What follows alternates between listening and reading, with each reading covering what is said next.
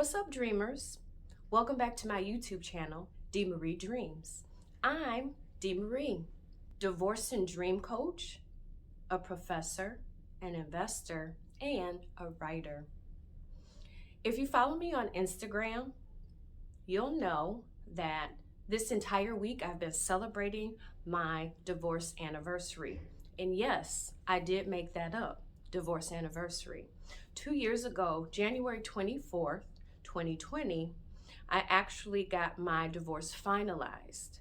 And so I've been making it a huge habit to celebrate that anniversary because to me, I feel like I stepped into a different version of myself, a better version of myself.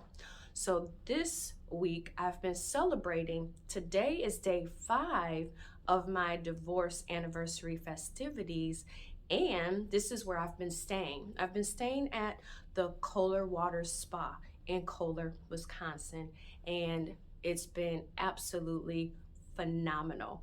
I do not regret coming here to celebrate this anniversary, to celebrate myself and to celebrate my new chapter and new beginnings. So I just want to encourage any of you out there, if you have been divorced, that it's okay. It's not the end of the world, and it's definitely okay to celebrate that divorce, which leads me into the topic of this video.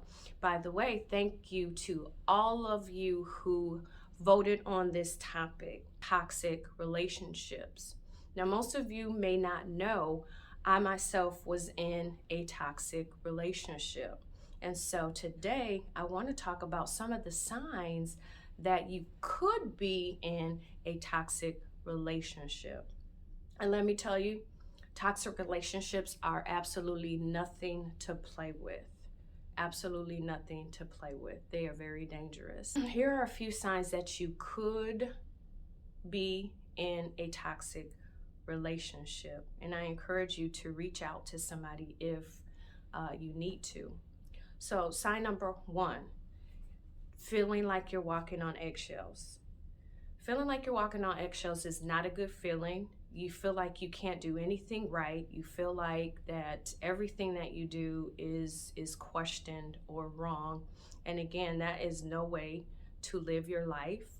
Walking on eggshells for anybody is absolutely a nightmare. And it's definitely something that you don't want to spend the rest of your life doing. So I recommend that if you feel that way, really examine why you feel that way. So again, it's not a good feeling. Sign number 2 that you could be in a toxic relationship: lack of communication or toxic communication. Lack of communication is obvious because the communication is just not there.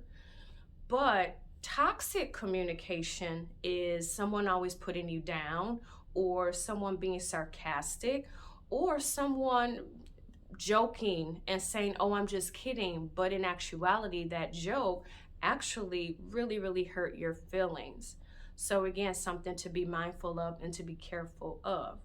Sign number 3 that you could be in a toxic relationship: lack of support. Do you not feel supported in your relationship? Keep in mind that a team, a couple, your partner, you should be supporting each other. So if you don't feel any support, there might be an issue there. If you're always throwing out ideas and the other person is always shooting them down, then again, that could be toxic. It could be. Sign number 4 that you could be in a toxic relationship is controlling behavior. This one probably may seem very obvious. However, keep in mind that sometimes manipulation and gaslighting and controlling behaviors are not that obvious. Sometimes they're very subtle. And so you have to really pay attention to how someone is making you feel in a relationship. If someone is telling you that you should not wear a certain thing, you should not eat a certain food, or you need to have work done on your body, or you need to stop hanging out with your friends, that could be very damaging, and that could be an attempt. That person is trying to control you. So keep in mind, in a relationship, no one should be trying to change who you are, but they should be elevating who you are and celebrating who you are. So these are just a few tips that you could be in a toxic relationship. And again, I encourage anyone who could be battling any of these things to seek help and to definitely come up with a strategy, come up with a plan, because toxic relationships are really damaging people out here. They're not good, they're not healthy. We are thriving to have healthy relationships. So I hope these tips and these signs have helped you. Stay tuned for next week's video, because I'm going to continue exploring this conversation and this discussion.